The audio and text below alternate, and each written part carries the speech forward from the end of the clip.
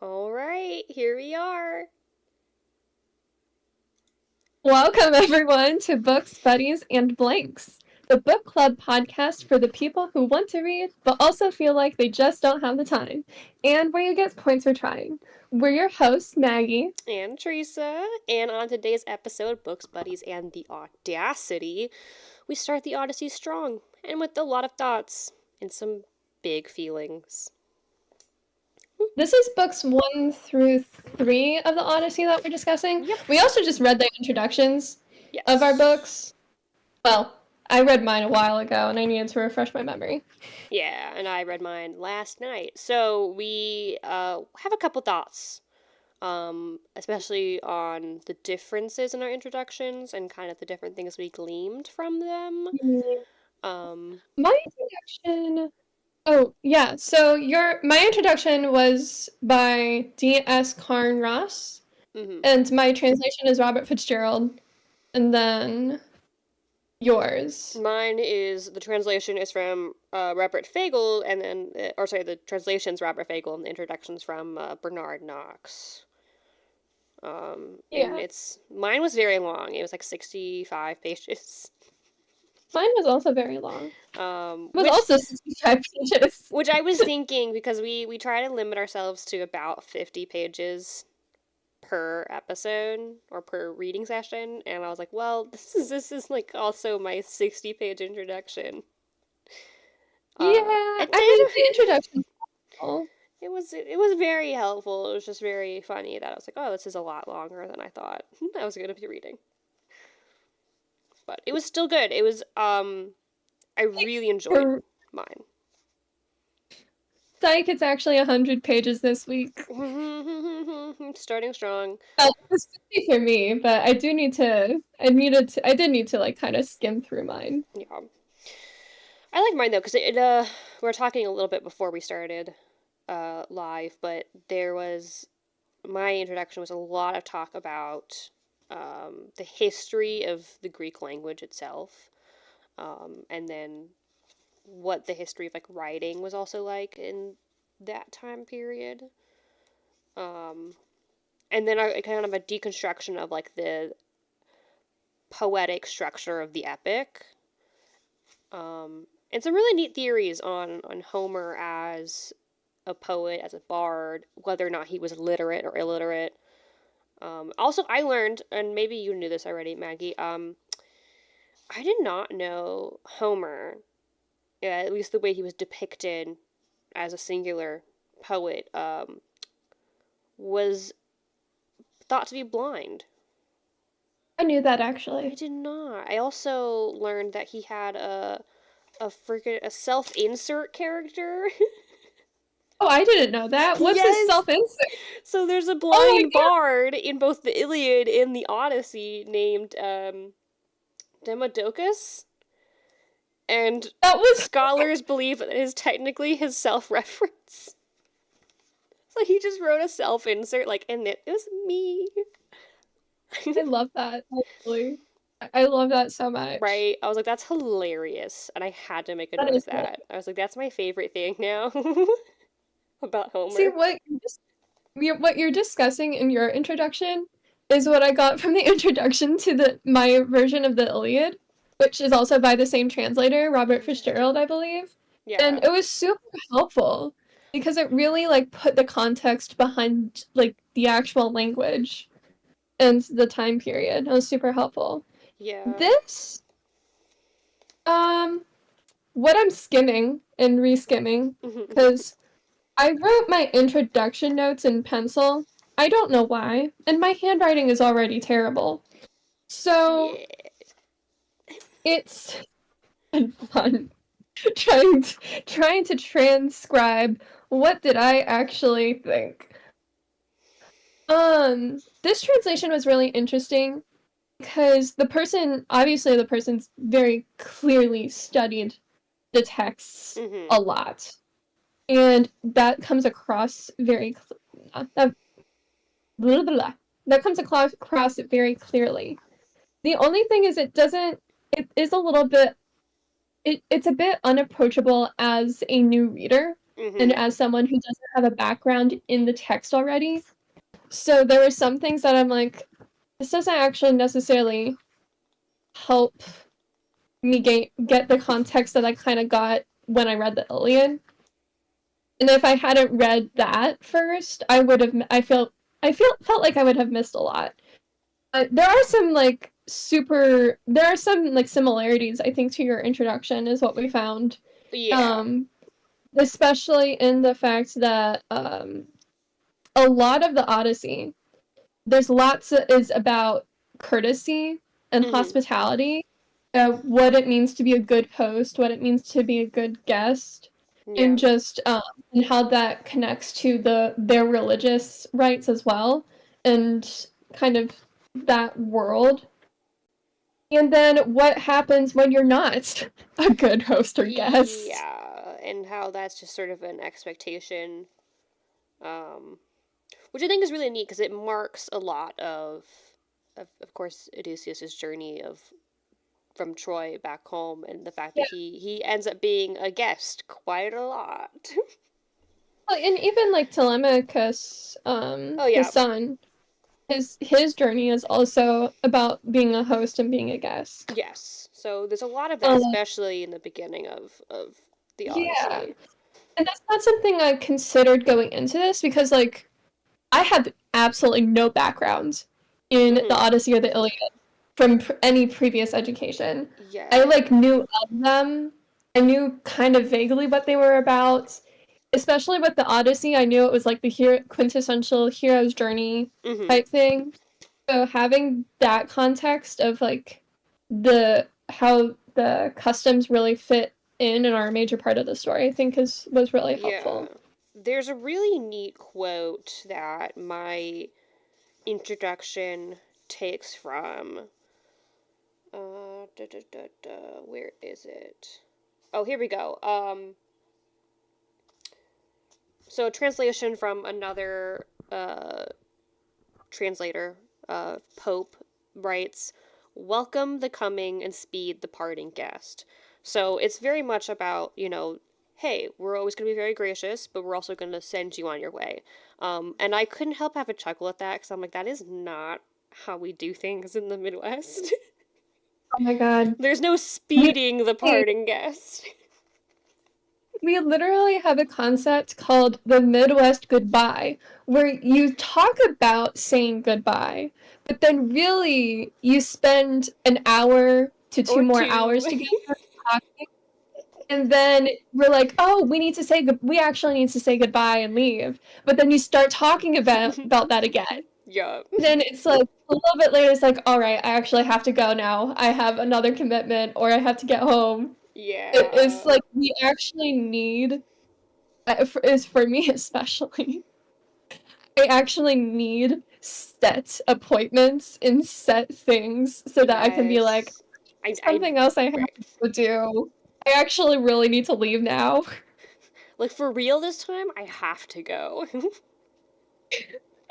Oh, it's so bad. And I have a friend who's from the East Coast who just, like, does not do that. And so they're very quickly just like, all right, bye. And then they end their call. And I'm like, wow, the strength, the will that you have to do that. It's impressive. I don't have it. Impressive. That's very impressive. They just say goodbye and then they end the call. And I'm like, that's all right. No, I think it's very funny. And so I think a lot about, because like we have, in the Midwest, we're known to be very courteous, gracious hosts. And of course, we have Southern hospitality as a thing. And so I think that we, as a culture, still like really care about hospitality and being a good, gracious host.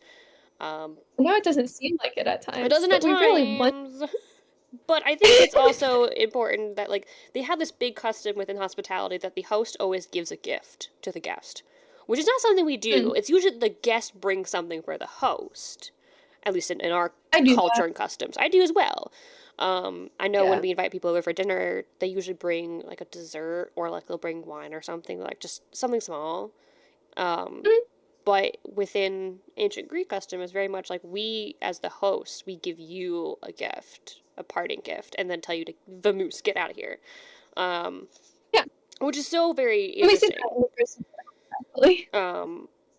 And there, I mean, of course, so many examples Mm-hmm. in the Odyssey where that takes place, even in the first couple of chapters. But Well, I also noticed so the importance of breaking bread together mm-hmm. and essentially having communion with each other, and is in the religious aspect, because there's quite a few religious rites that rely on this communion with each other, but also just in terms of courtesy.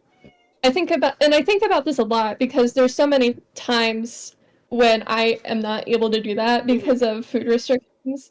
And it really, like, even today, 4,000 years later from this book, it really bothers people when you don't share food with them. Yes, yes. No, um, I do think that's really interesting because we grew up. See, I grew up in a family where is every man for himself. Sharing is something you do if you're feeling incredibly gracious, but by no means was it ever expected. In fact, someone sharing with you in my family was like, "Wow, you're in a good mood. Did I do something? Are we friends now?" Because it's food especially was something that we hoarded. We were big like that's my food. I wrote my name on it on 7 different places. And I know you can read it. That's mine. I also hid it. So I get that, like, food's a really important part of culture, though. Like, I think that goes without Yeah, saying in a lot of ways. yeah. Um, And there's times when I like have to consider that, especially traveling. yeah. Um, Yeah. I mean, that makes and sense. growing up, I did not have that. I had a Mm-hmm. much smaller family than Teresa. Yeah. Um, I have two older brothers. That's it. I'm the only girl, and I was a very sick kid. Yeah. So it was I never had to worry about my, like, that's my food and claiming my food, because no one else wanted to eat my food. Well, that's back then. I mean, today, like, I think it's very irritating when, like, people cater to dietary restrictions and then they get something that's gluten-free or vegan and whatever, and then there's like a really small portion of it, and then the people who don't necessarily need it still eat it, and I'm like, that wasn't for you. It wasn't for Oh my you. Okay, we need to continue on with the topic at hand, We because do. if we We get rant. started on this team, I'm gonna I rant. know, and we You know don't I'm need that gonna right rant now. about this. We need to actually, like, I need to, like, focus on the book now, because if I start ranting, this is gonna be another hour-long podcast This would about be, food. yeah, which is We're not, done. we're not a food podcast. We're um not. No, I do want to. Okay, so one thing I want to note about that my introduction talks about the poetic structure. They talk about this theory again, a theory that um, the poetic structure of the epic, back in ye old oral tradition, bardic days, because it wasn't widely written and had a particular weird structure for the time, that it was actually made up of a series of typical structured lines, things that are repeated. Like for Mm. one, especially in the introduction, they talk about dawn like a lot. They just keep saying, and then when dawn arrived again. So they have these like structured, like these are typical lines we use, and then the rest is sort of improvised based off of the story, which I kind of, at least the way they described it, I liken to like a freestyle rap battle almost, like the way they just sort of freestyle it. And this idea that it was improvised, I think really resonates with me because it does kind of help to highlight, not highlight, but maybe explain why there are so many inconsistencies from time to time within the epic. Um, because if it's one, I mean, the Odyssey's freaking long. It's one of the longest epics ever told. That there would, of course, if it's all just improvised to a degree, you're not going to have like the most consistency. But I like that idea because I think it's a really neat theory on how this was originally told. Rather than them trying to memorize a story verbatim, it was more like, hey, we have some standard lines, which reminds me of how I lecture. I do that when I lecture. Most of it's improv. I do that when I'm presenting too. Because if I write everything down too much and rehearse it too much, I have something set and I get nervous when I Mm-hmm. present. So when I get nervous when I present, I start talking really quickly, and my 12-minute presentation turned into 10 minutes incidentally. Yeah. But no, I think also one thing that resonates with me with that is that people just memorize this. Mm-hmm. And I've started doing this more with like my favorite Lord of the Rings quotes is I started like writing things down and trying to memorize them Mm-hmm. because people used to just know as I'm like reading Les Mis is like even it just philosophers and the Odyssey and the Iliad, people just knew these books and knew these works and can just recall from memory, oh, Mm-hmm. this exact No, and I'm like, that's so impressive. that's I always want to so be able to. cool. And I think one thing that I think is very notable is that these were, I mean, obviously these were orated stories and Mm-hmm. they were talked, I mean, they but like were, yeah. when people first started writing in the written form and keeping written record, these are probably like some of the first stories to be preserved and written down. Yeah. They were Which, that important to people. yeah. And the fact that, like, this was a story that was sort of like, I mean, today it's a household name, but it was just as much in the time that Homer was, presenting it. So I think it's very incredible that it's still around, honestly, today. Oh yeah. But they talk. Oh, did you see that they discovered like a new section of the Epic of Gilgamesh, which is Oh, the I believe cool. the oldest epic Yes, ever yes. Which, ever oldest story preserved. yeah. Also the hero's journey. Mm-hmm. Mm-hmm. We will I read read that. the Epic of Gilgamesh, and that's kind of what started me because I was like, you know what? I want to read literature. I want to know this stuff. I want to know what I'm talking about No, and and what other people. I think we should definitely cover the Epic of Gilgamesh on this show because I. That's actually really interesting because there's so many biblical parallels in it. Well, I've read the So Bible. there's a lot of universal Yeah. Mhm. that aren't that feature prominently in the Bible, but it was like those were just around in the universal consciousness in a lot of different cultures. Like there Yeah. was a figure that was this person. It was really interesting. Anyways, the Odyssey. The Odyssey. One note I wanna another like I said one note another note I wanna make is I really like that the way the introduction that Bernard Knox gives, he talks very scientifically about breaking down the research of a lot of different scholars and different perspectives, what evidence they give. It's very similar to the way I think I write in a psych You science are in manner. science. I know, and I love the way that he wraps up this section. Though is I think probably a very diplomatic way, where he says, this is, of course, pure speculation, but so are all other attempts to explain the origin of the text that has come down to us. We shall never be able to answer the questions it raises with any certainty and must rest content with the fact that a great poet marshaled the resources of an age old traditional art to create something new, the tales of the wrath of Achilles and the wonders of Odysseus that have been modeled for epic poetry ever since.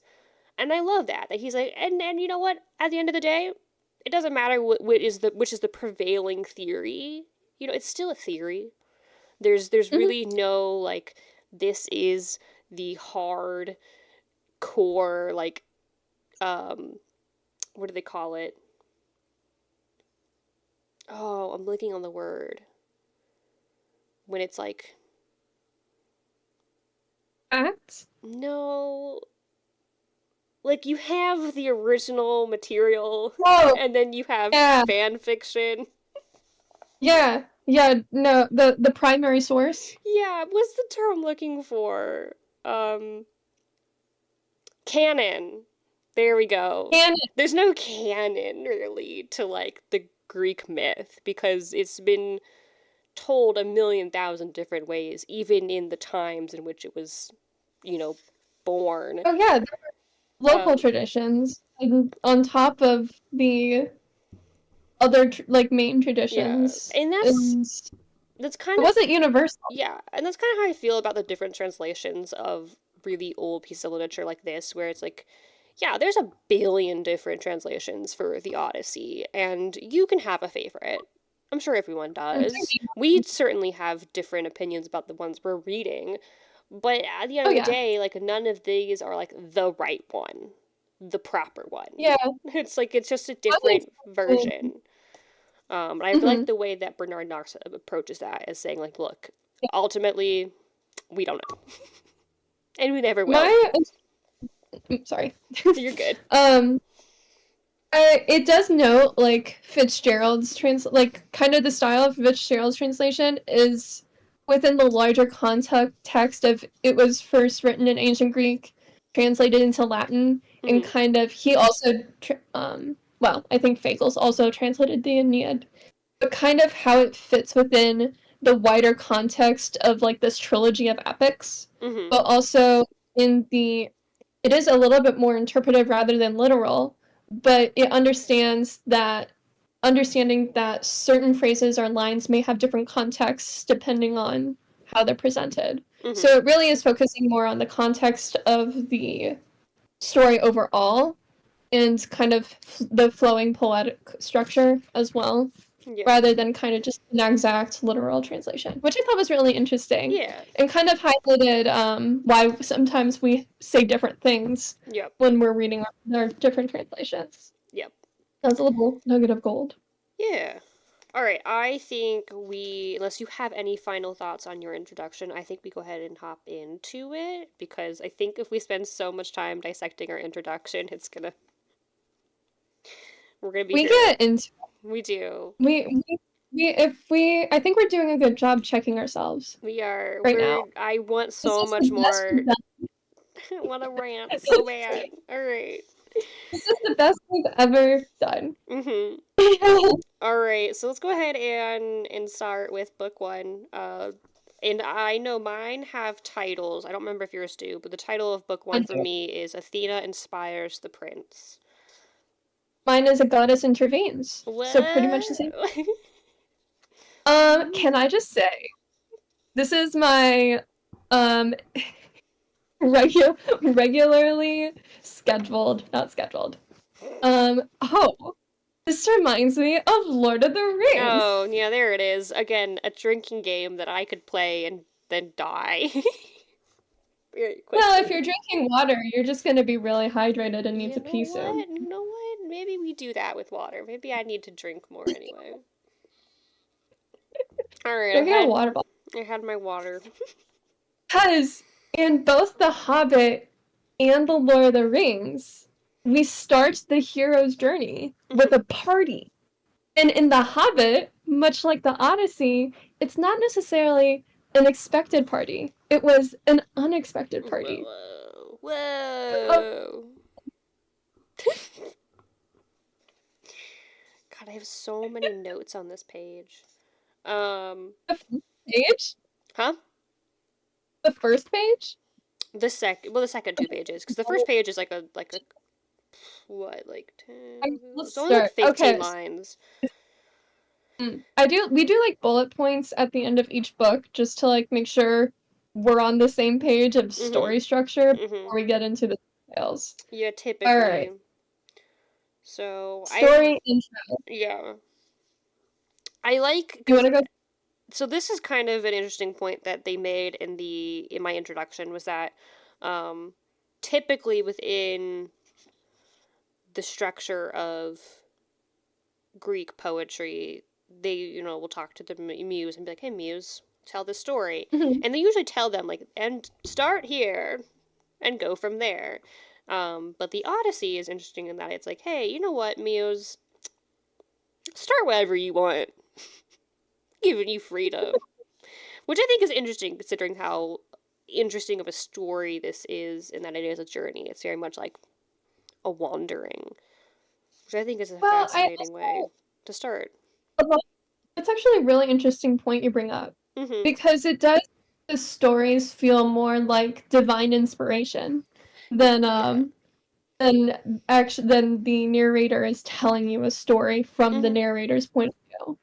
Yeah, because they always take it like the muses are the ones that are inspiring the bard to tell this tale, sing this song. And always, especially when plays like accompanied by the Greek chorus and stuff like that. So it's always a very much a like divine inspired story rather than it just being Yeah. like, hey, I wrote this down. This is a funny thing I came up with. It's just a little something that I like to call honesty. It's a little something I came up with.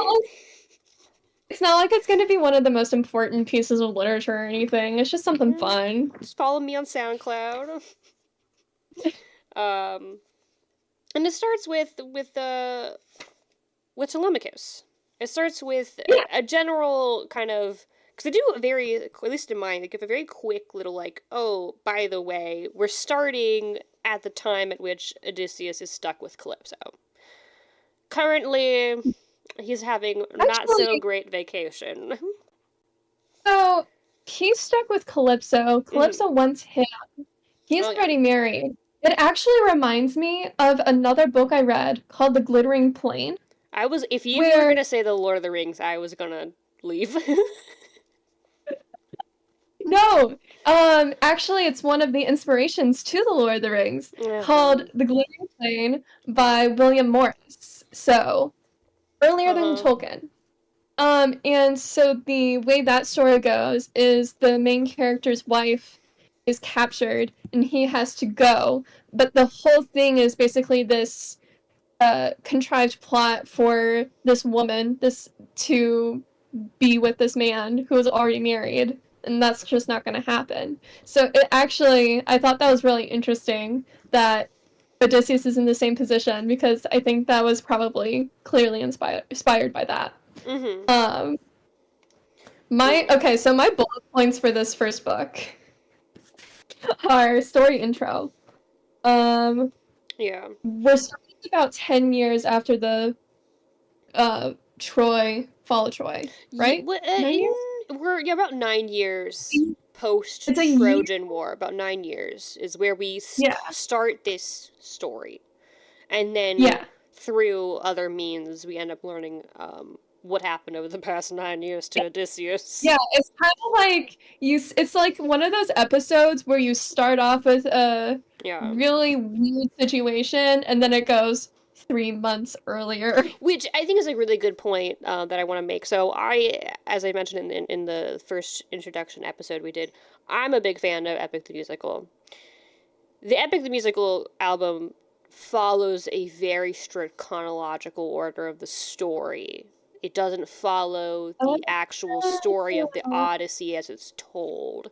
So if we're talking purely about album and song, the story really starts with God Games, which is a heck of a place to start. Because it really starts with Athena making that, what do you want to say?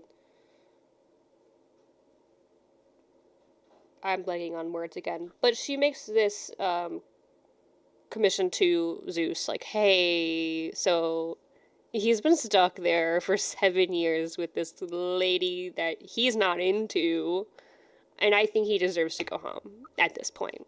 I just say how ironic it is that essentially one of the main points of this story is the steadfastness of Penelope and Odysseus to each other, and like how that's celebrated by the gods who are notable for their infidelity. Yeah, like not a one of them is loyal. All bad. Like it's quite ironic. But they're like, we gotta respect it, at least on that end. And I think so. So like, one, there's. I will say the way at which again, because I'm going to be making a lot of parallels to the Epic the musical, because I love the way that Epic the musical. I know. I just love the way that Jay depicts some things, but I also think that it's important to note that he has taken a lot of artistic liberties. Especially with the way that this particular discussion is depicted, because it's just Athena and Zeus, and Athena's like, I like him, can we let him go home? And then Zeus is like, hey, what about these other people that are also cool? Which he talks about Orestes, which I love because I'm a big fan of the Oresteia, which is all about Where are Orestes. you? So I am on page, at least in my version, I'm on like Line. the line. I am in the section about line 40-ish. So he starts talking about Aegisthus. Aegisthus? There we Oh go. yeah, Orestes, and spoke his thought So aloud. yeah, so this is essentially, and we talk about it later too. We talked to Nestor um, in book 3, but Agamemnon gets home from Troy, and turns Oh out my god, the whole time I have, he was, I have thoughts about yeah, this. the whole Continue. time. So this is also where the Oresteia begins, is with Agamemnon getting home, finding out that his whole time he was gone, his wife was having an affair, and so they had this whole plan, this whole plot to kill Agamemnon. So he gets home, and his wife Clytemnestra's like, "Hey, what's up?" And then her boy toy comes out and kills him. And then Orestes comes in a little bit later. He shows up a little bit later, and he's like, "You killed my dad. I like that guy." So he ends up killing the affair partner and his mother. And so the Yes, and whole, they basically down together. yes, yes. And so the whole of the Oresteia is about Orestes flee from the Furies, which are these creatures of the underworld, which essentially represent vengeance, and they're after him for his crime of matricide, of killing his mother. Um, and then the whole thing is just about the transition of what is considered justice within the realm of the immortal, the deities, and being passed down to the hands of the mortals, allowing the mortals to then handle justice as they see fit, rather than it being this very retributive thing back and forth with vengeance and revenge. And it's really cool. Highly recommend it if you're interested in that. But I really enjoy that this continuous discussion of Orestes. Yeah, because Nestor mentions it in Mm-hmm. book 3, Yeah. and he briefly is like, man. And I think in both areas, I'm like, man, wife stealing was a major problem during this time Oh period. yeah. No, like Nothing. there was no locking anyone down. Marriage No, meant it's like little to these people. suitors steal Penelope. This dude steals Agamemnon's wife. It's like, oh, and the whole of the Iliad in the Trojan War is because Paris stole Helen. Yeah. It's like, really? You are just now getting Mm-hmm. out of like a 9-year war over this dude stealing this dude's wife, and this is what you choose to do? Have you learned nothing? I will say, on the part of Clytemnestra, she was not stolen. She was having a full-on affair with this man. It was a Lester said she rebuffed him initially and then consented. well, I mean, and then it's also fair point. Like in this time period, how many women had choices, really?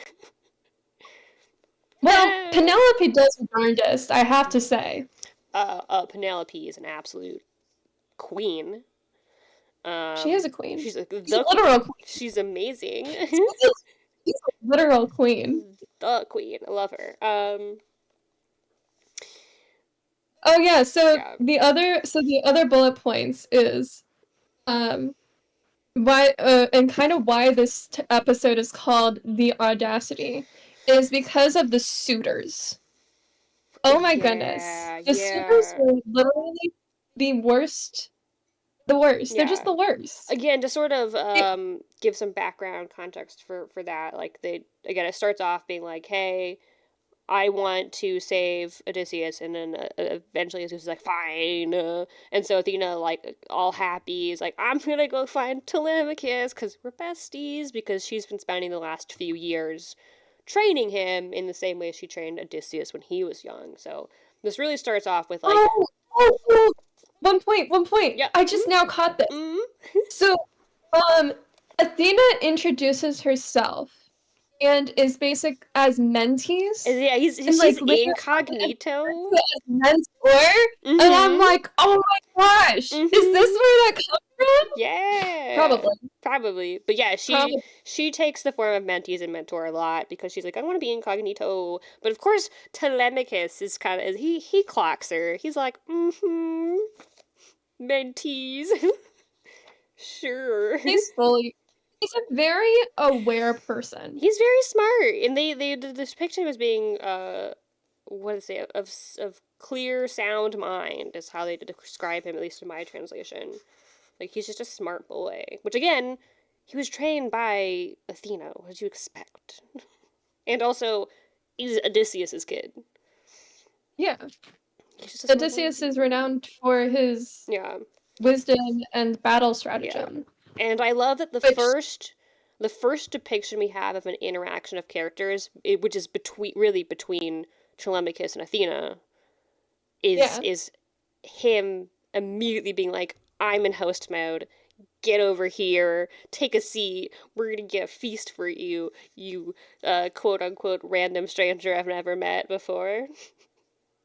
Ever. No, I think this is what was really interesting is the suitors are just rude guests. So they come in, they eat up all their good food, drink all the good wine. They're preying on his poor mother, who doesn't even know she's a widow yet or not. Yeah. And she's just she's just depressed. Like, she's trying to fight them off and be respectful. But, like, it was more disrespectful to turn out these extremely rude guests than it is to just cater to them. Right, it's that, like, social... Your point is, oh my gosh, at this point I would have just asked them to leave, but they can't. Because it would have been rude. It's a social faux pas, and they can't do that.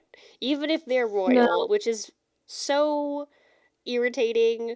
Because, like, again, they're just, like, meandering. They're just like, whatever. They describe them as, in my tradition, a swaggering, and I'm like, we can use that kind of terminology. I don't like you. Take your swagger out of here. Oh my god. And they're taking all the good wine. They've been slaughtering their cattle. Like, these guys suck. They do. But then in book 2 is when Athena's like, all right, now's the time. Now's the time when you actually gotta have some balls and tell them what's up. Yeah. It's like, even when he has his whole monologue of basically, you're being rude. We would be happy to keep you as guests and send you on your way back to your homes. Oh, we do that. But this is okay. And even other people are upset with their behavior. Yeah, you're an embarrassment. And it's like, even other people are embarrassed by this, but they're just like, cool speech. We're gonna continue doing this. Yeah, I just think I just like that, like, when Mentee shows up, Telemachus just makes this point of being like, no, come on over here. Hang out in this nice comfy chair. Let me get you a stool for your feet. Like, I'm gonna be a good host and show these bad guests what they could be getting if they were good guests. Like, he's like, I'm willing to, like, be cool. I'm a cool host. Oh, one thing I thought it was also interesting, I like continuously highlight interactions with the environment and, like, natural representation of animals, of like notable animals throughout the thing. And one of the things is the wise man who is saying he is not adept at bird signs, but clearly the eagles have flown. The eagles are flying by. I think that's a very clear sign. 2 eagles. It's a sign from Zeus that you should listen. Yeah. We're kind of moving into book 2, honestly, I know. at this point. Back to book 1 real quick, though. I do love that I have this whole chunk of text where like the second like mentees Athena gets settled, Telemachus just launches into this just barrage of questions, which I think just really goes to show like he's such a like an eager kid. Like he's only 20 at most, and he's just like maybe 20, 21, somewhere in that range. Because he was a which is baby when Odysseus consider left. him young. He's young. He's a young man. And he's just like immediately just like, I'm so eager and enthusiastic. Like, I want to learn more. Do you have any news about my dad? Do you just tell me about the world?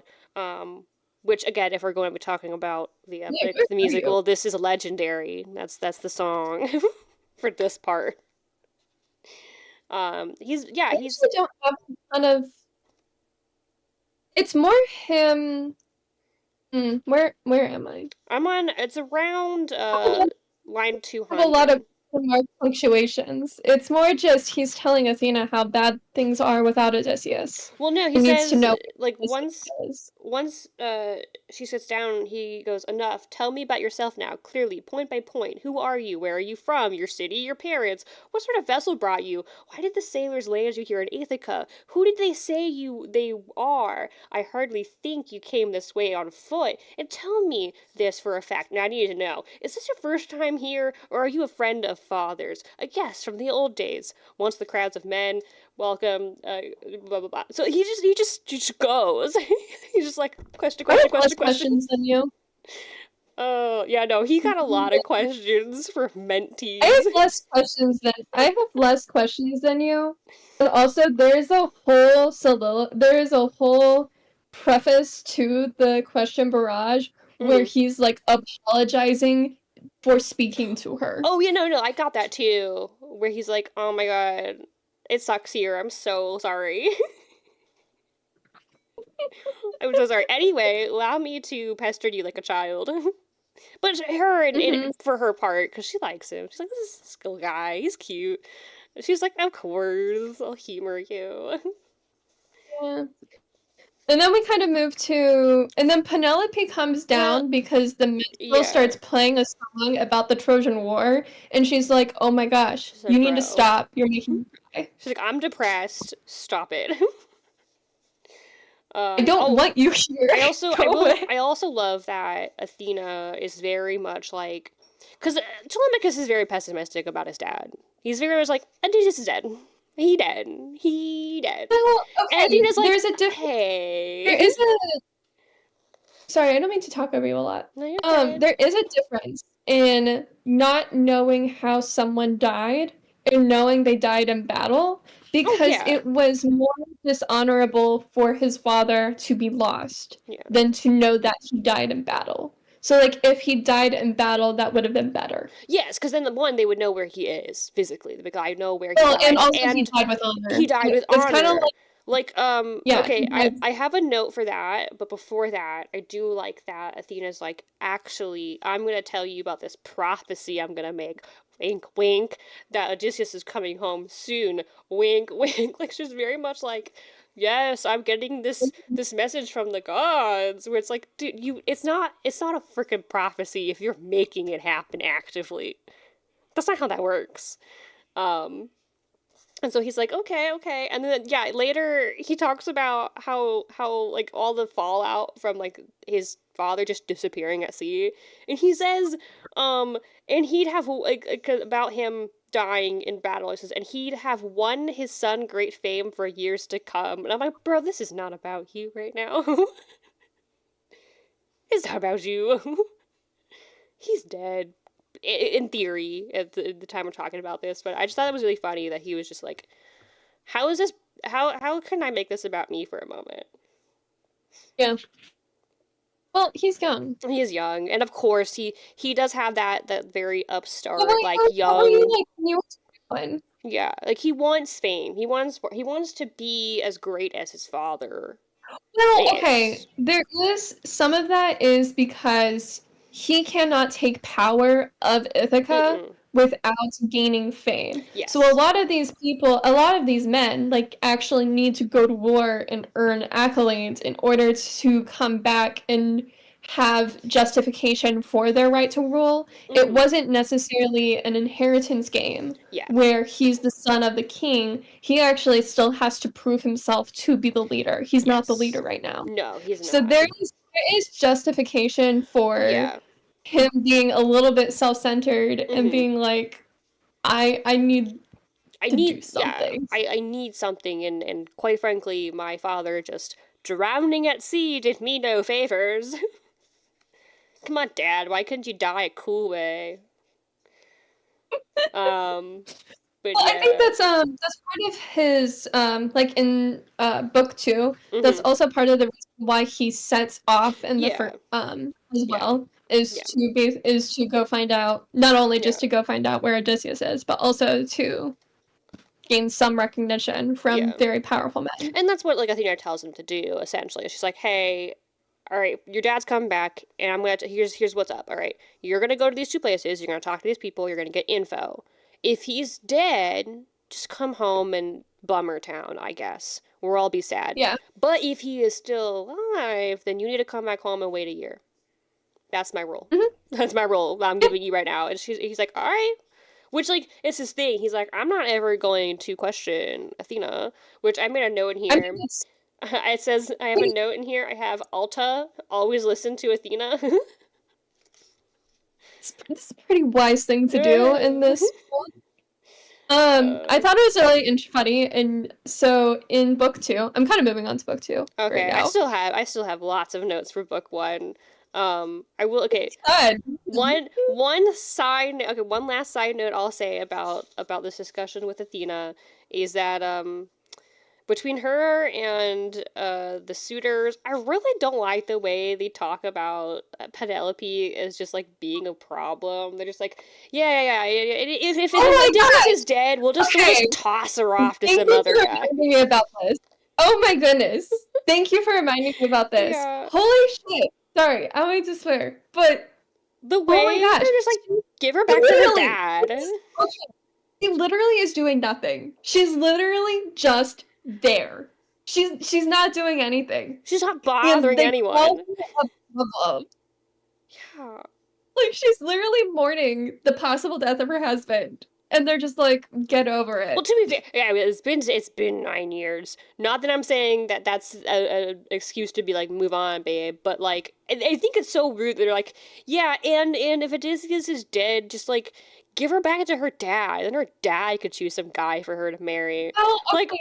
Like, but her father was, basically the way they stated it is only her father can give her away in legal marriage again, like for the marriage to be binding. Unless she chose. She can choose, but if she won't choose, and the only other recourse is to have her husband or her father choose someone. And she wasn't. It was very clear that she isn't going. She's like, I will not. So they're requesting Telemachus to send her back to her father, since he's the man of the house at the moment. They'll like send her back to her papa. And then so that he can choose one of us. Yeah, and then there's this. Understand these men, because the whole point of like Penelope was given to Odysseus. I may not have liked Odysseus in the Iliad, but Odysseus is an impressive person. In the like obviously he has his own poem. I mean, how do you beat that? So now they're like, she can choose one of us, and it's like, you literally are doing nothing but lounging about someone's house. How dare you think you're as great as this man? Right, like this is a serious downgrade from Odysseus. Like, oh my gosh, the audacity. And okay, one thing I will say about another piece of audacity, but from Telemachus. So Penelope comes out and she's like, can we not do this song? It reminds me of my super dead husband, and I'm depressed. And he's like, how about instead, Mom, they just keep playing it because I think it deserves to be sung. It's a good song, and all the other dead people deserve to be recognized. And then he's like, go back to your room, ma'am, with your other ladies and do your housework. And I just how dare you say something? I wrote. How dare you utter your opinion? Right in the comments in my Martins, I wrote, "Bro thinks he's grown." but then Penelope takes that as, okay, he's finally standing up and taking charge, which it seems like for the past 9 years, it's been very much a. He's a little beady boy. He is a baby boy, just, and he's finally taking on that power after talking to finally, Athena. What I think is really funny is, so in book 2, we open up again the next day, and he does what Athena tells him to do, and finally stands up for himself. And what I think is really funny is this is a whole production. Is like, I can imagine the music starting to swell in the cinema, is like, as he steps up to make his great speech, the eagles are flying across the sky. It's really intense. Like a whole production. And even after all of that, the suitors are just like, yeah, but they could also just be birds. Yeah, which is fair. Maybe they're not from Zeus. Bird lice aplenty. Maybe they're just like random eagles. Also, Odysseus is probably not coming home at this point. Also, they said you should have perished with him. They did, and that was rude. His own home. Also, okay, and I said this before I started recording, but in it was like line 440 in my translation, where they introduce Antinous for the first time, which is like the like lead antagonist suitor. He's like the worst one. But I just wrote above his name, bitch, because that's how I feel about him. I don't like Antinous, though. His voice actor in Epic the Musical, beautiful voice, incredible. He sucks, but he does it really well. Do you know the movie The Great Race? I do know The Great Race. So Professor Fate in The Great Race is how I think all villains should be depicted, is just absolutely ridiculous and has this ridiculous evil laugh and a mustache, and he just goes, I am Professor Fate. Why do you think the current Sonic movies with Jim Carrey are so popular right now?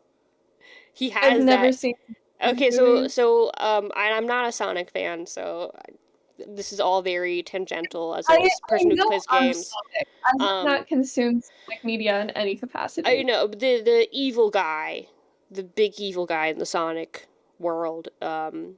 He's played by Jim Carrey in the movies, and he does a perfect job. It's incredible, because it's Jim Carrey, and he's just incredible. So I think so Antinous is the main antagonist suitor. I think is actually really a good. Homer really makes you hate this guy. Like, he's really such a great antagonist. He is, and like, I will say, Jade is insane because he's so just rude. But like, that's the point. Like, he does a great job of creating this villain that's just like, I am so excited when he dies. And I think I'm kidding. Everyone dies. It is up front that no one gets out of this alive. This is as much a tragedy as it is an epic, except for the cool people. They live. You decide who the cool people are. This is like where he really rounds. For me, it is line 350. I think Antinous comes in earlier in my version. Okay. Possibly. Is like when he is saying he might be lost at sea, and to basically, it's basically advocating for Penelope to go back to her father so that she can get married. And might be lost at sea, just like Odysseus, knocking around in a ship, or from friends, and what a lot of trouble that would give us, making the right division of his things. We'd keep his house as dowry for his mother and the man who marries her. It's just like, oh my goodness. You're already planning to not only are they staying in this house, but they're planning to keep the house that they're just... Which, again, bad guests. Oh, he's He's the worst guest. he is. There's only one other villain that made me actually want this person to die, and that was in the Silo series, the first book. I was like Yeah. literally it was like when I was texting you, I was literally texting Teresa that while I was listening to this book, really, this person needs to die. They need to die a horrible death. Ugh. Oh my god, I can't believe what is And you happening. know what? I was in class. Yeah. It was during my grad program. I was in class working on a piece, and I literally audibly gasped and just had such visceral reactions. And Mm-hmm. to the point where someone came over to me and was like, "Are you okay? Do you need?" I'm like, "I'm fine. Someone just needs to die." And you know what? They did. That's kind of how I feel about Tenuous. Yeah, yeah, yeah. I have one other little note I have in here for the end of book one. So Telemachus is like done for the day. He's like, I'm going to bed. Because I have to get up early and go on this little voyage of mine. His own little odyssey, if you will. Um, and he's talking to his like wet nurse nanny, like this woman that like essentially helped raise him. Raised him. And so Homer makes a note about her. Yeah, you're Clea? I don't know, daughter of Ops. Oh, Euryclea? Yeah, yeah, yeah. She's an older woman, and she's has been taking care of him, and just this note about where she came from, but Bought Laertes, from right? Laertes bought her. And that as this line really rubs me the wrong way. It says he traded 20 oxen, honored her on par with his own loyal wife at home, but feared the queen's anger, never shared her bed. And I'm like, that is the bare minimum. Okay. He gave the price of 20 oxen for her, kept her as kindly in his house as his own wife, though for the sake of peace never touched her. Yeah, which No is like, servants loved her as she which is did. not. Well, think I think what was also notable about this character is she's technically a slave. She is, yes. And but she wields a lot of Mm-hmm. power over her charge because of she's the one who raised him. Yes. She So nursed it him as was a a baby. position of power as a woman that she held, Yeah. and that's really notable for I No, it really think. is. I just think it's kind of crappy that within both our translations, the underlying tone is if it didn't anger his wife, he'd have done it. Which is, At least he respects his wife enough not to. I mean, yes, which is more than a lot of men in this time period, or even in this time period would do. But still, Sorry, Theresa. still, I'm still angry about it. I'm like, really, really, we're supposed The to bare give you a minimum. gold star for that one.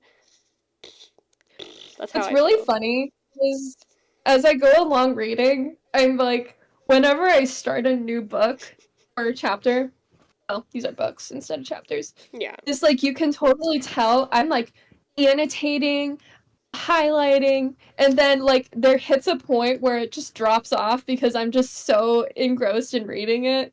And then I go back and I'm like, okay, so I have notes for the first half. And then Mm. the second half, stuff happens. Yeah. I tend to write as I go, which is why I take longer to read, but it gives me time to scribble I funny just little notes to read. myself. I'd write as I go until I hit a point where I'm just reading the book, and then I am like, oh wait, I have to go back and actually take the notes. Yeah.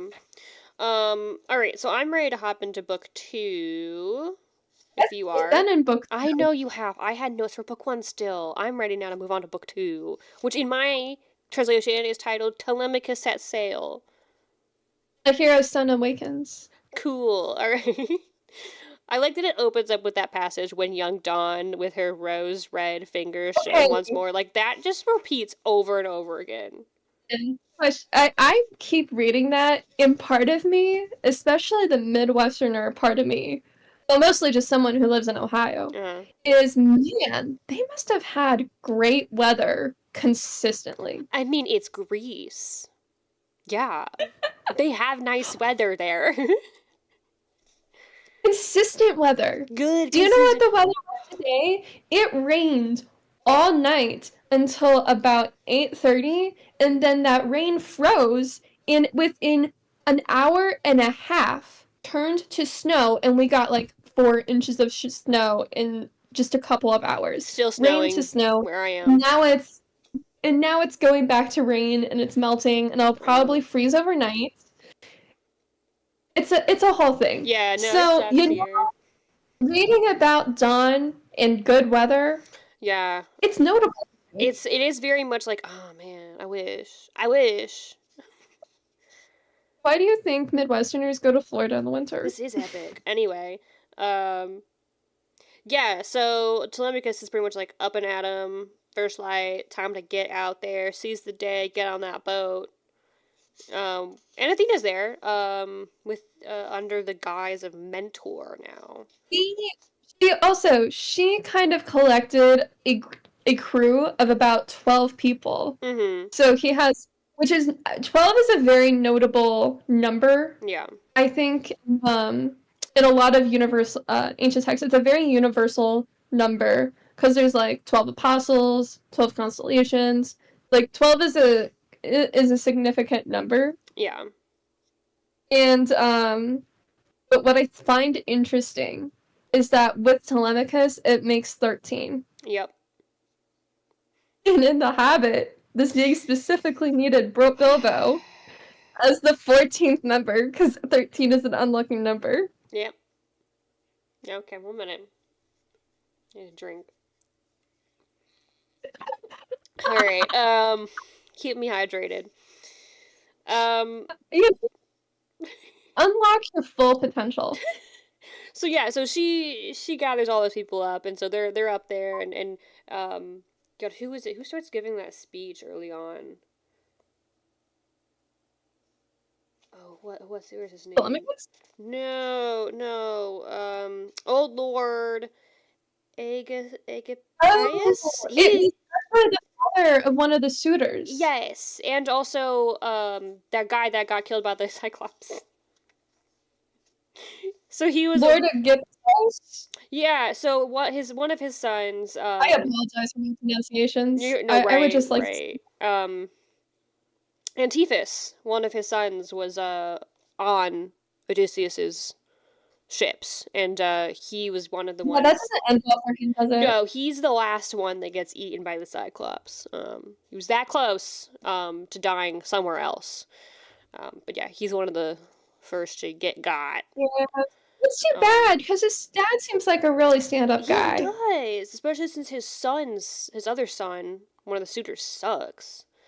I know. And his other sons are cool. It's like he has a lot of dudes have a lot of sons. Yep. Which I have a note about. I have a note about that later with Nestor. Also, can I just say, and I've been meaning to mention this, I need to know, and I will probably look this up later to see if there's any actual academic work on this, for Achaean hair care. There has to be history. Here, every time Achaeans are mentioned, they are mentioned with the flowing, luxurious hair. Yeah, so like the fair-haired, the red-haired, the beautifully braided hair. I know, and it's like, what is their hair care routine? I want. I know Spartans were known historically for having some of the best hair hygiene and maintenance. It was like a point of pride for them. So I know at the very least the Spartans probably have some crazy routine. I know, what happened? I don't know. I'm gonna grow hair out now. I want to be a warrior woman. Right. So the old dude kind of gives an intro to Telemachus, and Telemachus comes up, gives his long speech where he's like, "This is what we're doing," and then he ends it by crying. Okay. He got I so have to emotional. Okay, can I just say, Yeah. for me personally, I am not a crier. But when I have really one of the emotions Mm-hmm. is that I do cry at, and it's the worst emotion to cry for, is frustration. So like I Yes. cry more I like automatic will start tearing up and cry more when I'm extremely frustrated, which doesn't happen often, Yeah. but it does happen. And then I'm even more frustrated that I'm crying because I'm Yeah. frustrated.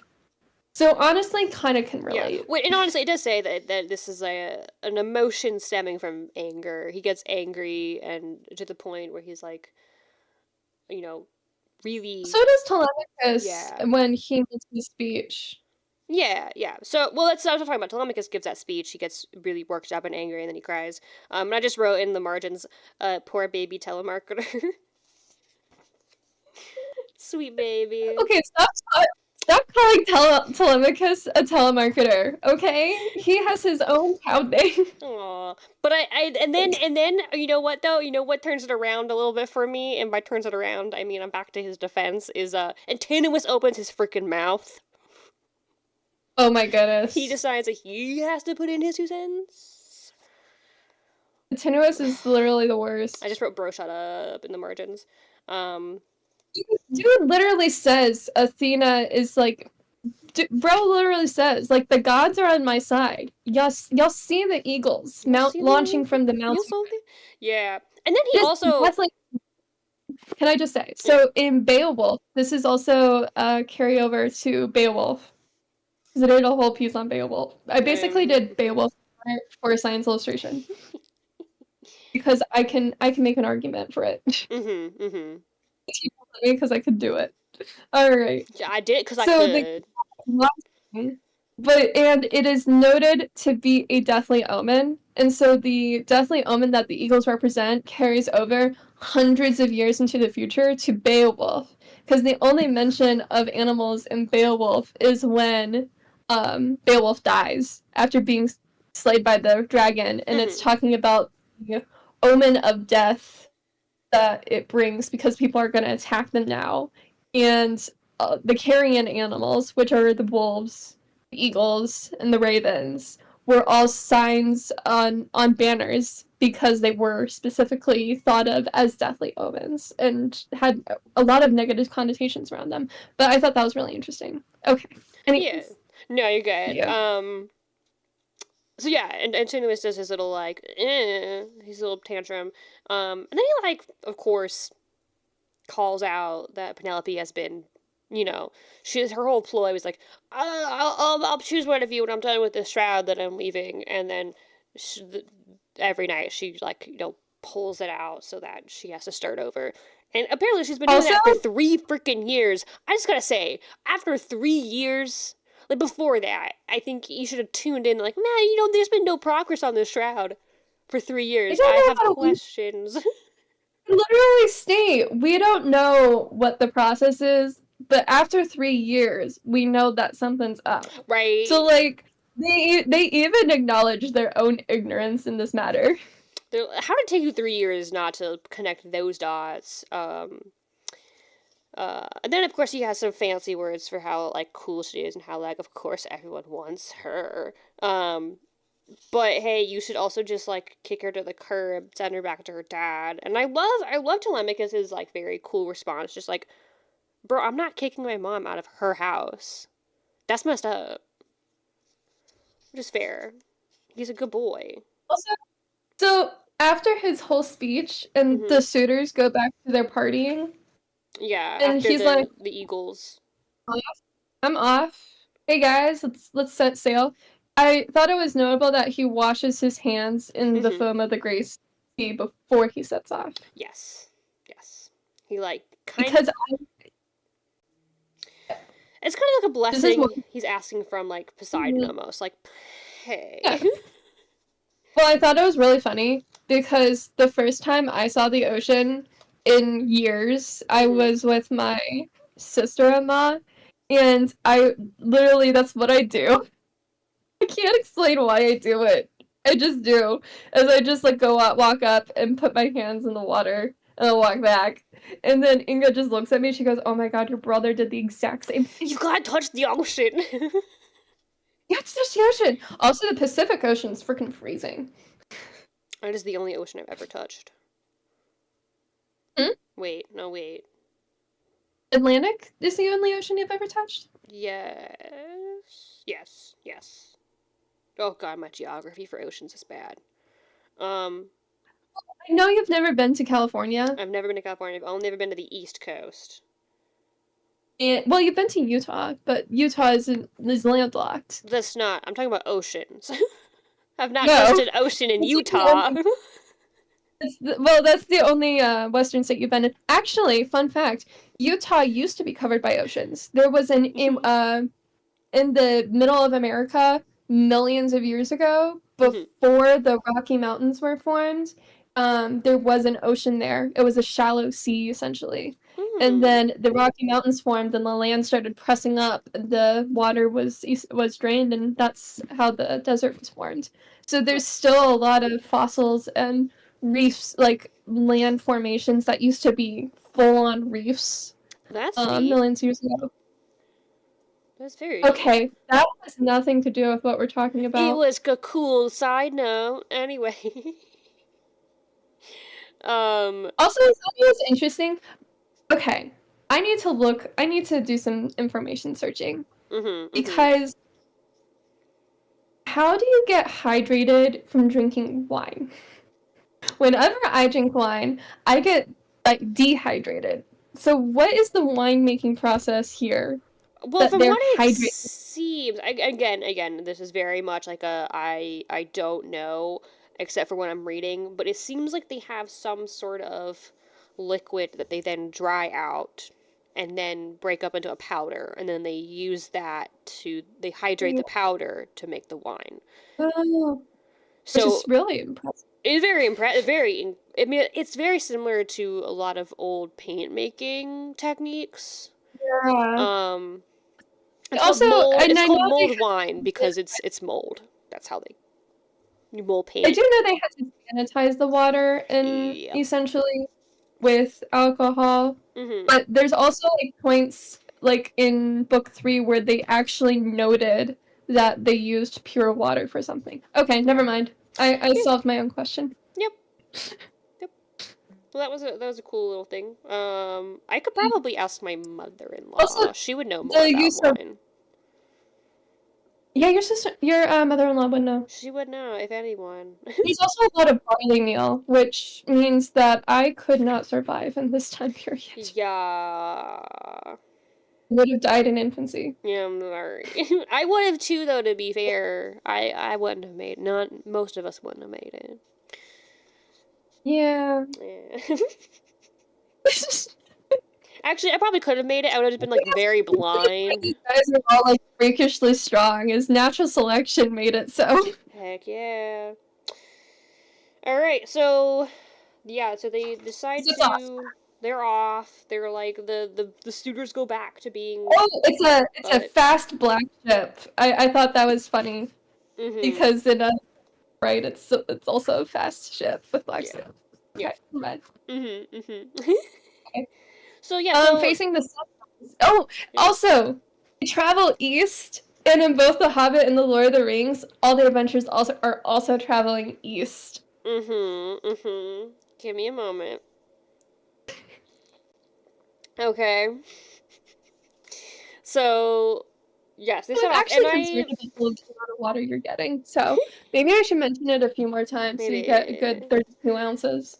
Thank you. But I like that. So Athena comes along as mentor, and I do like that she makes this point when Telemachus starts to get a little bit nervous, that she's like, you'll lack neither courage nor sense from this day on, not if your father's spirit courses through your veins. And so she's like, between me and you being Odysseus' son, like, you're gonna be courageous, and you're going to be smart and cool and awesome, and, like, I'm here. I'm quite literally your wingman. Well, I also thought it was interesting that he was nervous to approach Nestor, because Nestor is like... That's book 3, but yeah. Like, how do I approach him? And I'm like, Man, I'm also a little nervous when I'm meeting impressive people. Yeah, and it's But, Nestor. confidence is key. Athena says, confidence Yeah. is key. Confidence is key. Fake it till you make it. Just It's pretend like you true, and belong there and no one will question you. it's true, and it works. One other note I want to make. So like it's just like he's about to leave, and so he's saying goodbye to his nanny. He's like, "You take care of things here," and then he makes this note. He's like, "Yeah, don't tell my mom about this until it's been like a few days." And she's like, "Where's my son?" Which means he did not tell her he was leaving. He just got on a boat and left. And Yeah.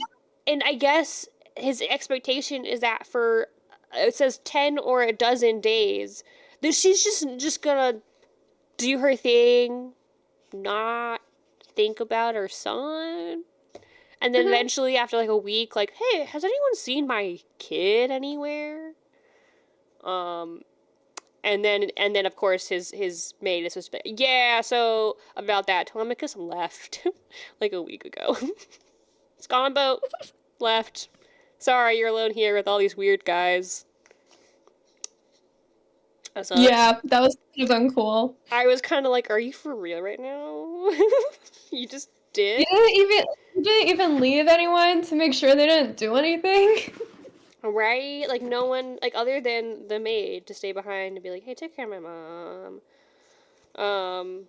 Yeah. And then to be fair, she, like, quite literally cried herself to sleep.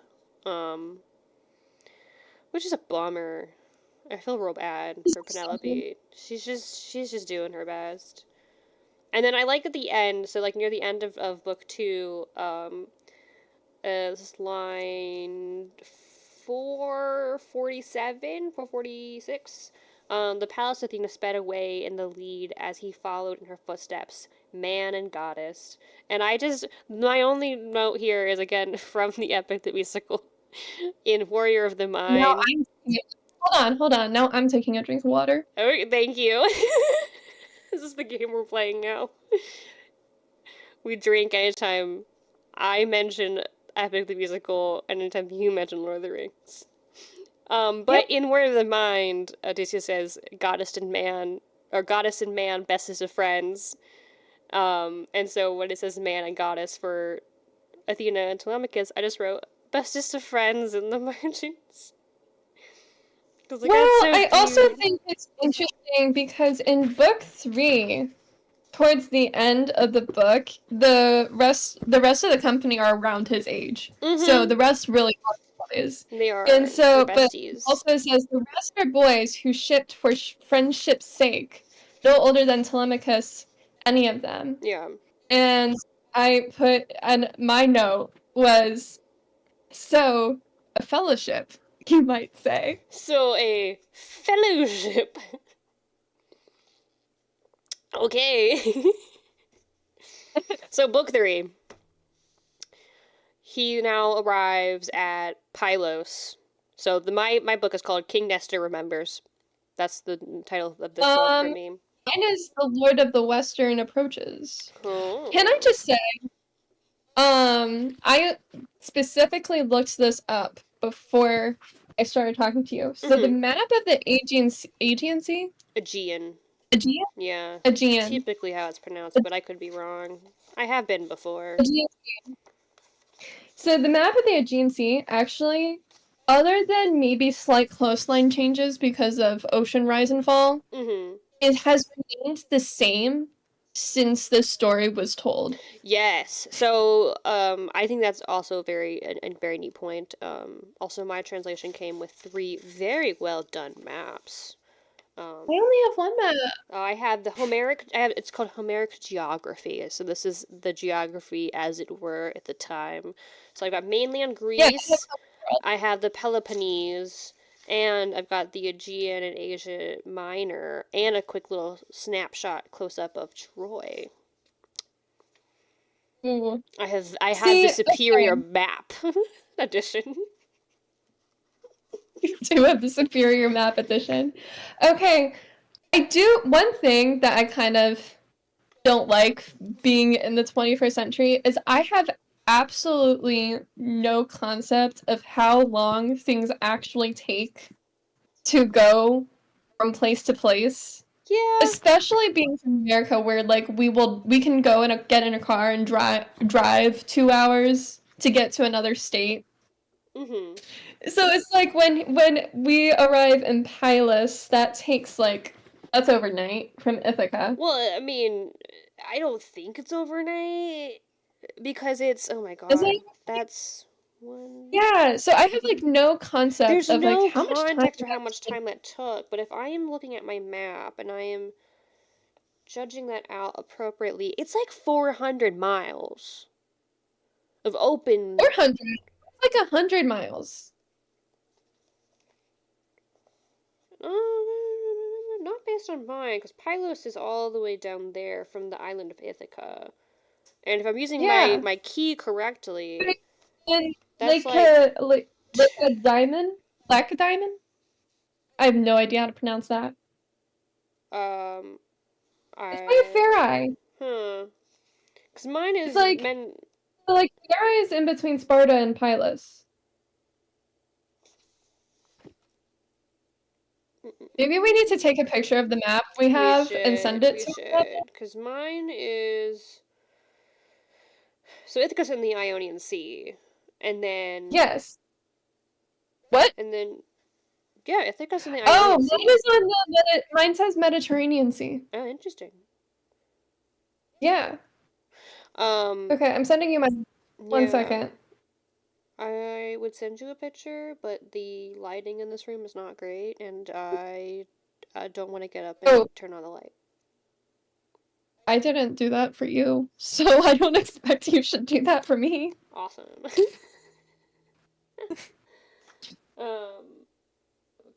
let me look at yours. Oh my god, I have to like zoom in. Ugh, making me figure out technology.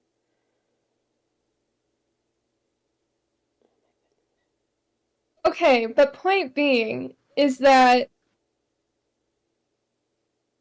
probably more than one night has passed. Oh, probably. It's several hundred miles at least, alright? Okay, it does not look like several hundred miles. It looks like several hundred kilometers.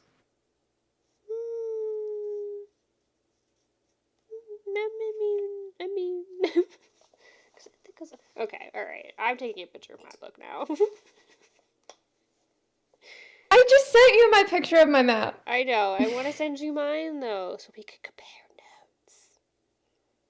Oh, look. It's like 2 inches. Like, 2 inches is 100 miles, and it's just over 2 inches between Ithaca and Pylos.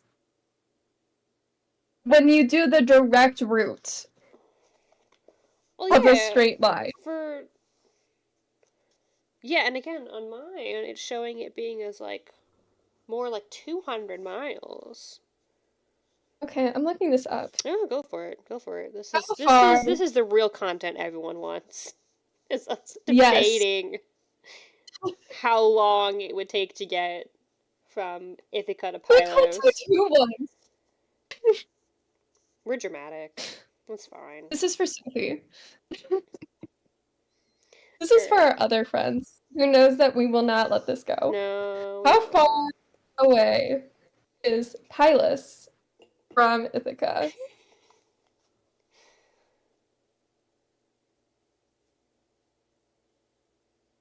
I mean, regardless, this was not Oh my god! You know what it's giving me? What? Pylos, New York from Ithaca, New York. Hey! Which, by the way, is in fact 224 miles, and it's only a 4-hour and 13-minute drive. Yeah, that checks out. I've been in the area. I'm sorry. I should specify Greece. Yeah. Okay, it's 304.3 kilometers, which is... Wait, what did I just say? 303.4 kilometers? Yeah, something about light.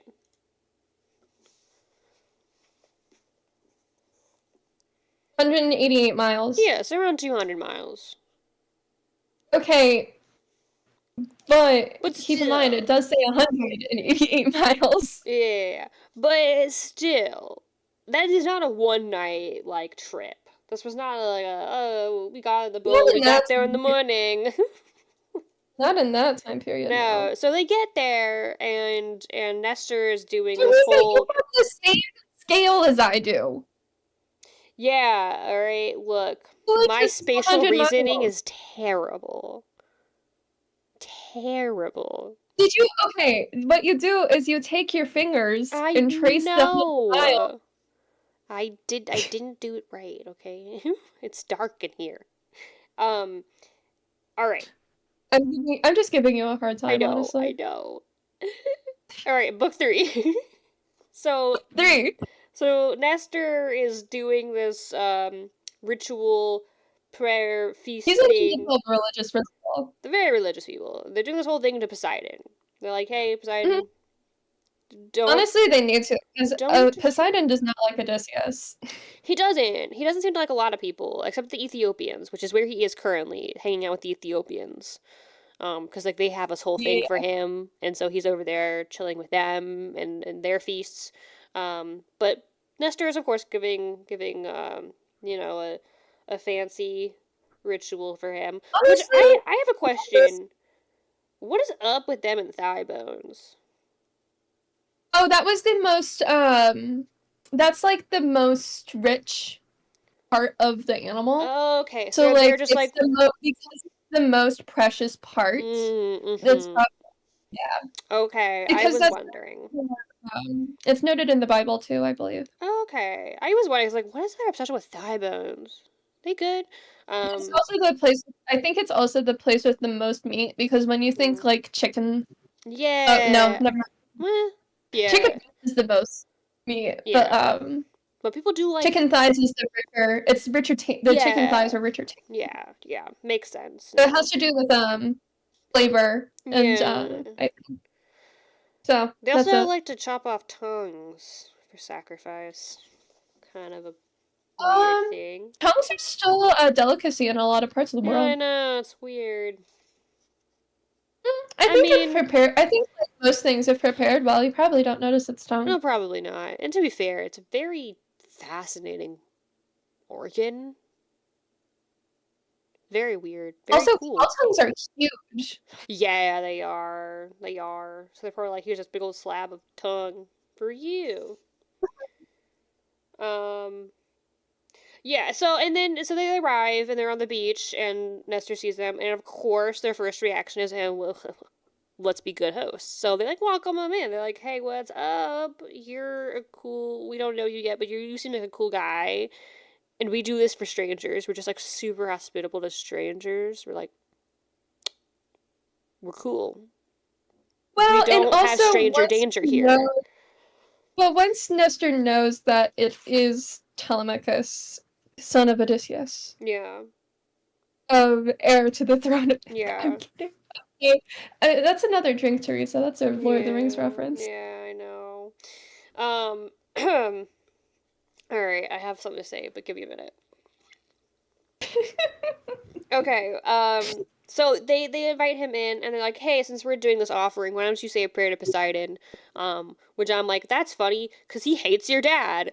And so he passes the cup to Mentor Athena to like give the prayer, cause he, Telemachus recognizes, like that's a goddess. Let's let her do it. She if anyone's gonna give a good prayer, it's another goddess. And she does, which I think is also funny because she hates Poseidon. So I'm like, man, there's a lot of weird feelings going on here, huh? Um, Well, it also is like it is a prayer, but yeah. it's also not a prayer. It's Mm-hmm. oh, do what we're asking you to do. Yeah. And so she does it, and she's like, yeah, whatever. I'll give Oh, an offering to Poseidon. and then it's like now it's time for a few questions, and Telemachus, clear-headed Telemachus, is like, "Give me news of my father." What I think is really interesting Yeah. is one of the lines that is stressed in my book is that they are telling the history and no lies. Yes. So it's from his point of view, and to him, and from his point, and each person is going to give you the history, and from his point of view, he is not telling you a lie. Yeah, so they're being honest from their subjective point of view, and they aren't lying, which is good, because this whole thing about lying, they're like, we don't do that. We're cool. We don't lie, except Odysseus. That is one point that was made in the introduction that I liked, was that lying was something that they weren't cool about. People didn't really do, except Odysseus. Odysseus like really good at lying. Because he was like a cunning, deceitful man, but like everyone was like, "You're cool for it." I don't know. That's one thing that I think is really funny, is that every time Odysseus is mentioned, it's like, great guy, very wise, also very talented in battle stratagem, but also he's like a liar. He's a dirty, filthy liar. We don't trust him, but also we love him, but we don't trust him. Every time I mention Odysseus to my brother, who's also literary, enjoys literature and has a degree in it, so I value his opinion. He goes, man, Odysseus is such a snake. He is! He is such a snake! But that's why we love him. He's like so good at lying, but that's also why you can't trust him. Lying isn't a good thing, Theresa. It's not, except when Odysseus does it, because it almost always gets him out of trouble. He uses it for good? Question mark. His lie is not okay, except for this one specific person who's allowed to lie. Yeah, but like even then, like the thing is it only gets him out of trouble. Everyone else dies. No, absolutely. But to be fair, they be playing with fire, and we'll get to that later. I have opinions about the crew of Odysseus. And Odysseus, I mean, he is not a blameless man. But I have opinions. Okay. So Nestor, okay, I thought this was really interesting. Nestor, and this is how kind of like the beginning where it literally says God scattered the Achaeans. And so half the crew saw smooth seas and were like, we gotta go now. The sea's calm. We have to go now, get home. And the other half of the crew stayed to do the religious rites to Poseidon in order for safe passage home. Yes. And initially, Odysseus was part of the crew that's like, all right, we gotta up and go. But then he changed his mind and turned back, and that's why we don't know where he is. Yes. Except now we know where he is, but no one else knows where he is. Which honestly, let's say, come on, Odysseus, if you had just stayed behind a little longer and maybe made them offerings to Poseidon, you would have been home a little faster.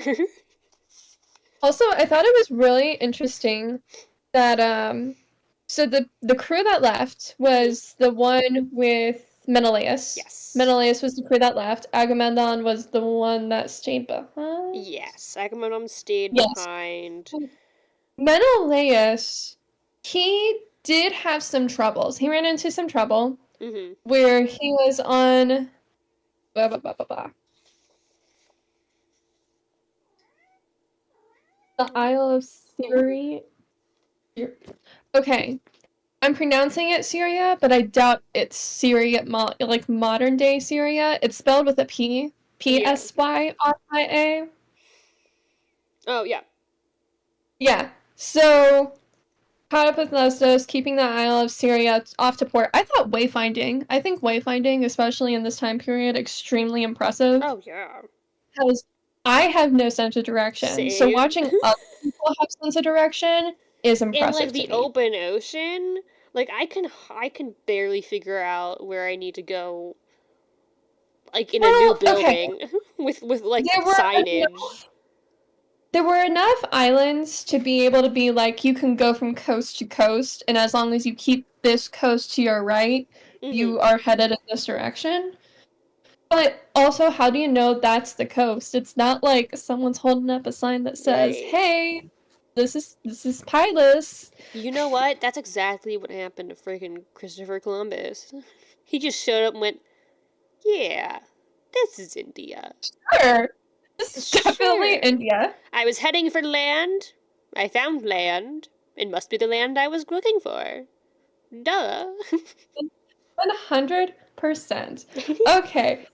So his crew kind of gets split up because they hit rough seas, and then they end up in Egypt. Yeah, they did. And Menelaus, being the impressive person he is, basically has a lucrative gold trade, and then after a few more years, can get home with all this gold that he earned. Yeah, which, like, lucky for Helen that she was just like, sure. Their ships were slammed on a reef. The current carried them off to Egypt, and there Menelaus stayed, and he made a fortune in sea trafficking among those distant races, and then he came home very rich, which, good for him. He had a lot of troubles. He did. I felt like he deserved a little, like, you know what? You won the war, you got your wife back, here's a little extra something something. Well, I also thought it was really impressive because these men are leaders for a reason, and so clearly he has the knowledge to be able to look at a situation and know, like, all right, this is what we can do. Yeah. This is how we can do it. This is how we get money. This is how we live off of this land until we can get home. And that's adaptability right there. Yeah, oh no, for sure. Like, he knew what to do. And he was able to kind of leverage the situation in his favor, which is impressive and makes sense for the king of Sparta. He's pretty cool. So he gets home, and then we kind of cut over to what happened to Agamemnon, which we talked about earlier. We know what happened to Agamemnon. Man, after all that trouble with Helen, come on. Yeah. It's not mad, I'm just disappointed. It is kind of disappointing. Like, after everything that he went through, his little, tizzy he got into with Achilles, all of that, just for his wife and her lover to kill him. I know. It's kind of a bummer. But also, he was kind of a meh guy. Like, he was a great leader, don't get me wrong, but... You're not wrong. Like, if I was someone just, like, living in the palace, I would have been like, oh, that sucks. Bummer. Yeah. He was fighting over a lady that he wanted to take back as his booty. I'm not entirely shocked his wife had a side piece, is all I'm saying. Did he deserve to die? Probably not. I thought it was interesting that Telemachus's point on that was that it was revenge. Yeah. And I wish that he could get revenge, which is interesting. Yeah. He's like, yeah, I too would like to get revenge on all those men back at my palace. Which is interesting considering that the entirety of the Oresteia is about how revenge and vengeance is not justice. Exactly. So the fact that Telemachus is like, I want to do that, is kind of like, oh, okay. Well, Telemachus doesn't want to kill his own mother, so there's that. No, but, some solace here is that we do know that bloodshed will be happening. Red sun rises. Blood has been spilled this time. Yep. That's another drink for you. I thought so. I was already reaching for my water bottle. I'm loving this. Honestly. Okay. Make sure you have a big water bottle. Yeah. I just see, do I have any other notes? Oh, yeah, there's, they were talking more, and then eventually there's questions, so, Telemachus was like, hey, could you tell me more about this whole, like, shindig with Orestes? Like, tell me more about that. And so he does. He's like, gets into way more detail about it. Which I just wrote in the margin, just read the Oresteia. Nestor's a stand-up dude. It's mentioned later on in the chapter that Nestor has ruled over his area of the world for over 3 generations. 3 generations, which if you consider, like, if you have a child at the age of 20, so that's like 60 years at least. Yeah. Impressive. Yeah. Especially for this time. That's impressive. Yeah. But one thing I really like, and I mean, at first I was like, why do we keep harping on this whole, like, Agamemnon and Orestes bit? Like, come on. But then I like that Nestor makes this point, like, and hey, let this be a warning. Don't stay away from home for too long, because when you do, the people back there, they plot against you and they do terrible things. Which we know is what's happening. We know that the suitors are doing that actively currently right now. And you know what happens? You know what happens to Bilbo when he gets home? Yeah. Actually, I won't tell you. Oh, no. That was a spoiler. That was a huge spoiler. I'm not going to tell you. You haven't finished that book yet. I do know a little bit. Just because it's such an old story. But yeah, no, I'll get it in my own time. And then once he gives that warning, he's very quickly, he does that bit where he's like, you know, time to send you off. He's like, all right, now get out of here.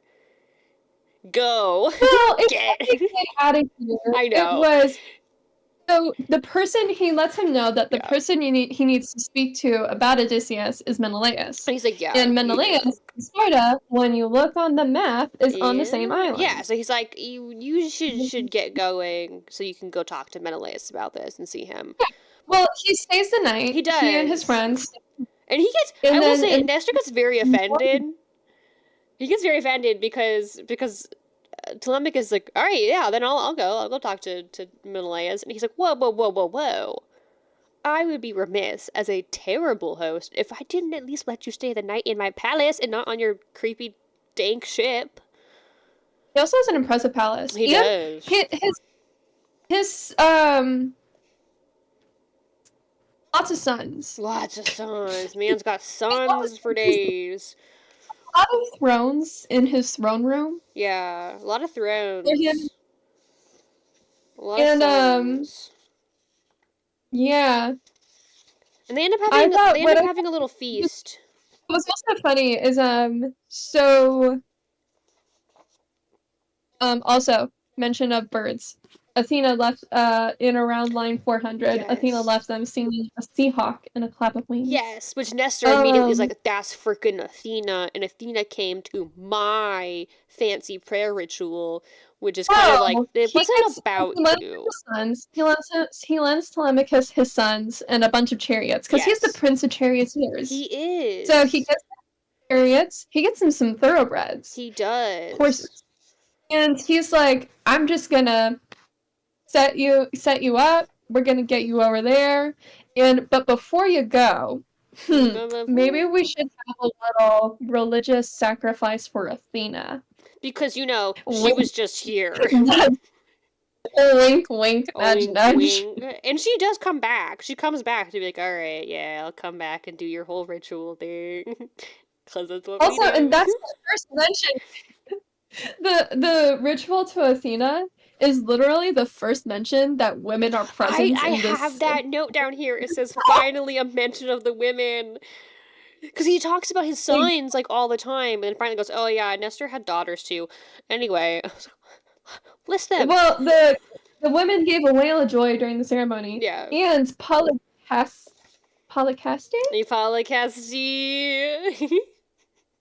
A fair girl. Bathed Telemachus and rubs him with oil, and held fine clothes and put a cloak around him when he came godlike from the bathing place. I wrote ooh la la in the margins.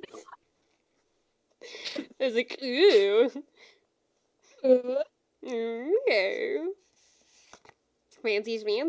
So then, yeah, they have a little shindig, and then they run off with their chariots and their horses off to Sparta. Oh, one thing I thought was interesting is it's not actually good to do things after the sun is down, because that was more when Agamemnon was doing the rites to Poseidon. Yes. That was something that was noted, is that the ceremony went on too long. Yeah. To after the sun. And even here they go until the roads grew dark. Yes. And then dawn typically kind of starts when things happen again. It's like, all right, dawn doing her thing. It's time to go. Great weather. Great Great weather weather. all the time. It's probably nice and warm too. You know, Yeah. good sea breeze, nice and warm, clear skies. Mm-hmm. Good That's days. Good days. All right. Final wow. thoughts on books 1 through 3. I I actually missed the writing, like this kind of writing style. Like when I started, I'm like, oh, I actually really miss the writing style. I really enjoy it. Mm-hmm. Very Yeah. engaging. It's not necessarily the most accessible writing style, but once you get used to it, it's a very engaging writing style because it really does emphasize things to the reader or the listener, and it's just art. Yeah, no, I agree. I think It it's. also makes me feel very connected to. Mm-hmm. How can you say books aren't magical? We're reading the Eh, same. We're consuming the same story that people ages past have also consumed, yeah, and and you know probably what? They probably had very what? similar opinions. You know, just in a Yeah. different way. They were probably Well, also like, damn, Atenuous sucks. don't be a rude house guest. Don't even have. Oh my god, can you see them? Ridiculous. But Nestor's the goat. We love him. The home of someone I didn't like, I couldn't even imagine. It's so rude.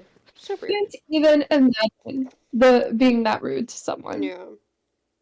So the next book is book 4, which technically wraps up the Telemachy, which is like the first 4 books of the Odyssey, which are all about Yeah. Telemachus. And then book Which I did 5 finally first. gets. Yeah. Yeah, he gets to King Menelaus, which is the book 4 for me is the red-haired king and his lady. Ooh, for me it's the King and Queen of Sparta. So my book, this translation especially, each time Menelaus or like each time someone has red hair, it is It's mentioned. always, yeah, no, like Menelaus is either Menelaus or the red-haired Spartan. Like it's like only ever talking about how he has beautiful red hair. And Long, luscious, blows in the beautiful, wind. yeah. I mean, those Spartans and their beautiful red hair. Jealous, jealous. So this next section is the red-haired king and his lady, and Mm-hmm. then book 5, Nymph and Open Sea. Yes, which For me, that brings us to page 108, so it yeah. should be roughly 50 pages. Okay, for me, book 5 is Odysseus, Nymph, and Shipwreck. Mm. So that'll be fun. We'll finally get back into Odysseus, and we'll get to see some Yeah. Calypso, which I've got opinions about her. Not good ones. Not good ones at all. Which we might have to have a little bit of a trigger warning next time. Oh, really? Yeah, because I mean there's definitely some. Does she essay Odysseus? Yeah, that's kind of always been the implication, and I really think it's important to talk about, even within like a literary world, especially like the It can fact happen that to it anyone. can happen to everyone, including Odysseus. Unfortunately, so we might have to have a little bit of a trigger warning at the beginning of next ones, but Mm. we'll see. We'll see how we feel after reading it. So are we reading up? So reading chapter or book 4 and 5. Is that what we're? Mm. Yeah. Book 4 and 5. Yes, because that'll take us up Yes. to about 50 pages. Yep. It should take us up to about 50 pages. Mm-hmm. And then after that, we're going to have to make some decisions about where we stop We and are. We're start. gonna have to chunk that up better. Yeah. But we Because will. it is better to end at the end of a book Yes. Yes. at a good stopping point. Mm-hmm. All right. This has been the first episode of the Odyssey. This has been it. We did it. This has been your production of Books, Buddies, and Plagues, provided to you by Maggie and Maybe that should be our outro. Oh boy. I think we workshop it. I think we workshop it. It doesn't sound like the PBS channel. It did a little bit. Um, yeah. All right. Yeah. So we will see you guys next time. Episode 2 for books 4 and 5 of the Odyssey. Yeah. Goodbye for now. Cool. Bye. Ta-ta for now.